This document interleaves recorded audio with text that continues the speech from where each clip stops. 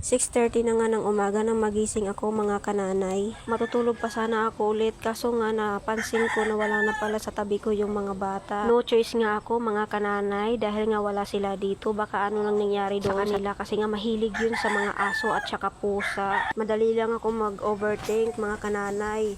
Kahit hindi pa kinagat, nakagat na. Charis. Bago nga ako lumabas, nagsuklay muna ako sandali. Napansin nga ng asawa ko na nagbibideo ako kaya bigla siyang umalis at hinagit sa akin yung kumot niya. At pumasok nga itong isa kong anak dahil nga nagpapabili siya ng taho. Kaya binigyan ko naman siya ng pera.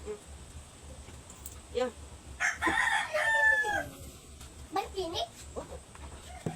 Pagkatapos nga ng bisi-bisihan time ko guys, nagligpit muna ako dito sa hinigaan namin bago ako lumabas.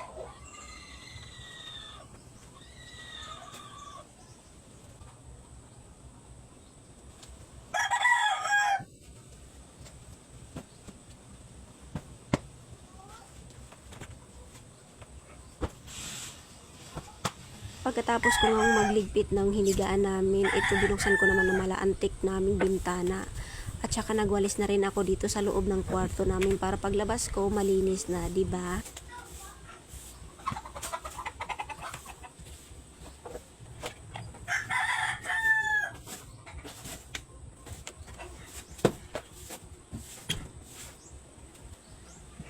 At pagkatapos ko yung magwalis guys, ilalabas ko naman tong arenola ko.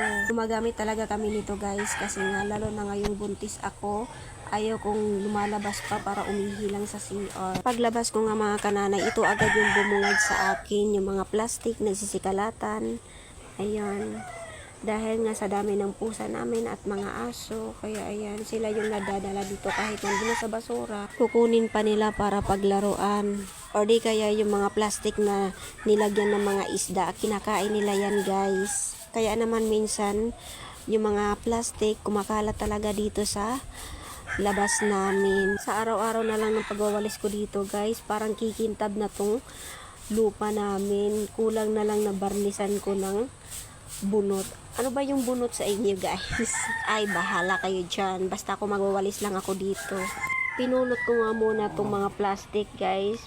Kasi ilalagay ko siya sa basurahan. Bawal kasi siyang itapon kahit saan lang kasi nililipad ng hangin. Umaabot pa naman to hanggang Africa guys. Charis lang.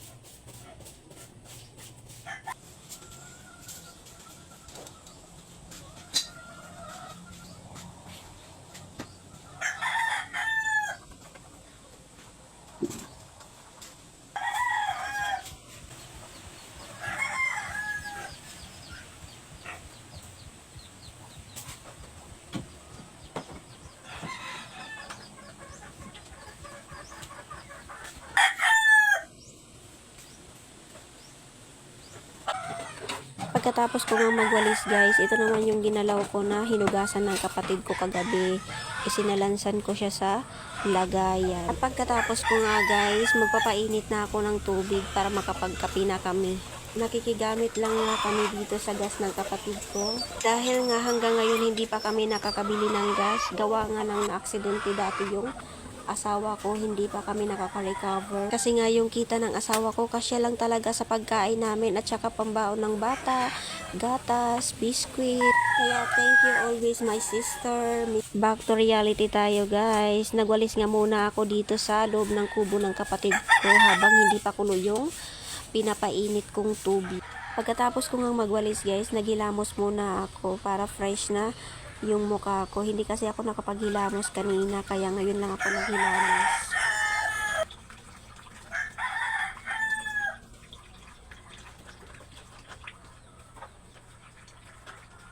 Magkakape na nga sana kami, kaso nga biglang umulan, kaya sabi ko sa asawa ko na dito na lang ako magkape sa loob ng kwarto namin dahil nga ang lamig-lamig sa labas. Alam mo yung feeling na kahit wala ka naman sa Korea pero yung lamig, grrr, talaga sobra. Tara guys, kape tayo kahit gatas naman yung iniinom ko.